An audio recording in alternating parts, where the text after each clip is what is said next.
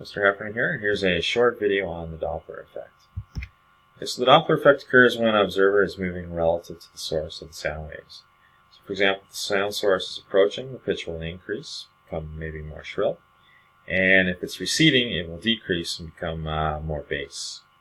So for example, if the car is traveling at 180 kilometers per hour, and a stationary horn sounds at 128 hertz, well, now that it's moving, an observer in front of the car may hear 150 hertz, and an observer behind it may hear 112.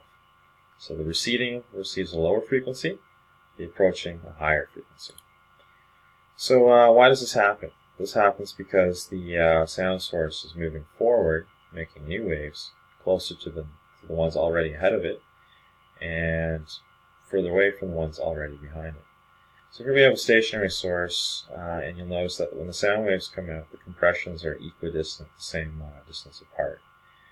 But if the source is moving and making new sounds, then the sound waves in front of the source are going to bunch up together, and they'll be closer together.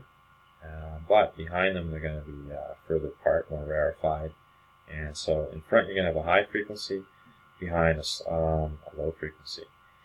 What if you break the sound barrier and you go really fast? Well, in this case, you're making new sound waves in front of the old ones. And so what will happen is the waves will collide with each other, and you'll get a double compression, constructive interference, and that's the sonic boom. And for a fighter plane, it'll actually become visible. It'll compress the air so much, it'll form a cloud, a cone cloud. So the formula for determining the Doppler effect frequency is the following. The frequency of the observer is equal to the frequency of the source, and multiplied by the speed of sound, plus or minus the speed of the observer, divided by the speed of sound, plus or minus the speed of the source. So usually for the source, if it's approaching, it's a negative sign. If it's receding, it's a plus sign. And this can also work for electromagnetic waves. Instead of the speed of sound, you would use the speed of light.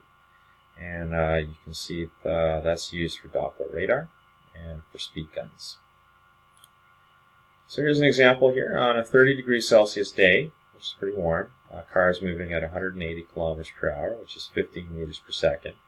And it blows its horn, which at rest would sound like 150 hertz. If you have a stationary observer ahead, what frequency do they hear? So first you find the speed of sound. I'm just going to use the approximate formula, 332 plus 0.6 times the temperature. You get 350 meters per second. And so when we plug this in, we got 150 hertz for the source frequency, 350, the observer is not moving, and we're approaching at 50, so minus 50. So we get 350 divided by 300. The person in front who's being approached will hear 175 hertz. For the driver of the car, will only hear 150 because they're moving with the horn. Example 2, same thing, but this time we're going to have, we've passed the person. What are they going to hear now that they're behind the car and receding at 15 meters per second? So this time we're going to get 350, not over 300, but over 400. And so now we're going to have a lower frequency of 131 hertz. So it's going to drop from 150 down to 131. What happens if the observer is moving? So in this case, the observer is running towards the car at 10 meters per second. So now we're going to have 10 meters per second from the observer, 50 meters per second from the car. So we got like 60 meters per second of relative velocity here. So we're going to get 350 plus 10 up top, 350 subtract 50 on the bottom, and we get a ratio of 360 over 300 times 150. And we get the maximum frequency we can hear in this case, which is 180 hertz.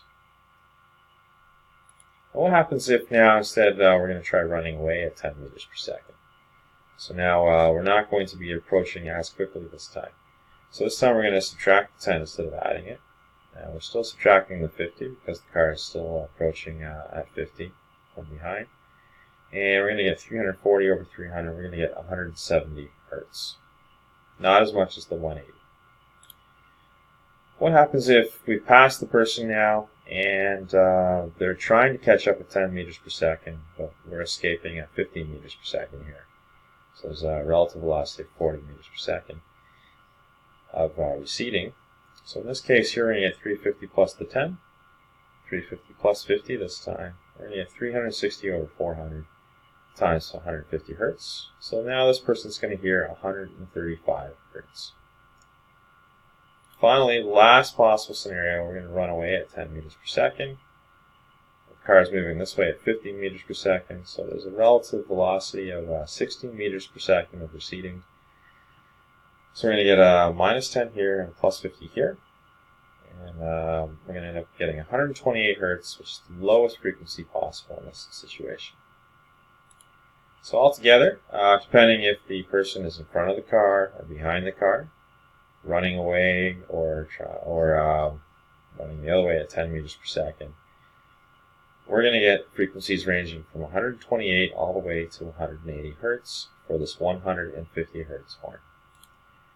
You do the same thing for radar guns and Doppler radar. We can use electromagnetic waves instead. So for example, let's say someone throws a baseball at a major league game. How do you find out how fast it's going, the ball's going? Or if a car is speeding, how do you know how fast it's going with the radar gun? So radar uses basically travels at the speed of light, c. So instead of the speed of sound, we'll put that in. So let's say you emit a signal at 35 gigahertz and you receive a response of 35.0000052 gigahertz. How fast is the ball?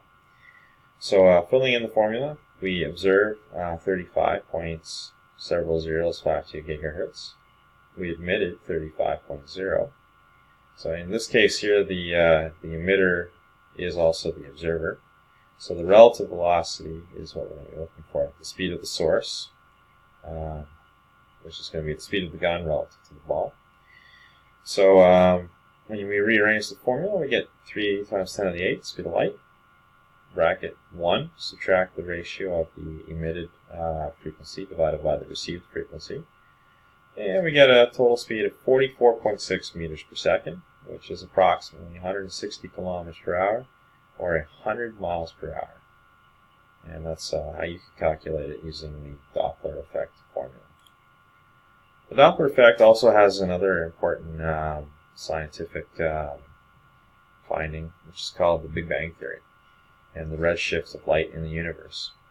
So because the galaxies are moving away from each other, we know that the universe probably formed around 13.8 billion years ago.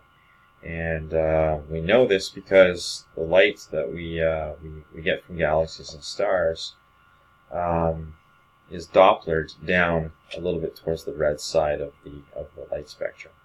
Where if things were moving towards us, it'd be Dopplered more towards the blue side of the spectrum. So that's how we know. Okay, so in summary, the Doppler effect occurs when a wave source or observer is moving relative to the medium. If a wave source is approaching an observer, the frequency increases and the sound pitch is higher. If a wave source is receding relative to the observer, then the frequency decreases and the sound pitch is lower. The Doppler effect is also used for weather radar, tornado detection, speed guns, and has been used to study the age of the universe leading to the Big Bang Theory. So here we got a static source, concentric impressions, and here we have when the source is moving, we have bunched up waves in front and stretched out waves in behind. And there you go. I hope this helps.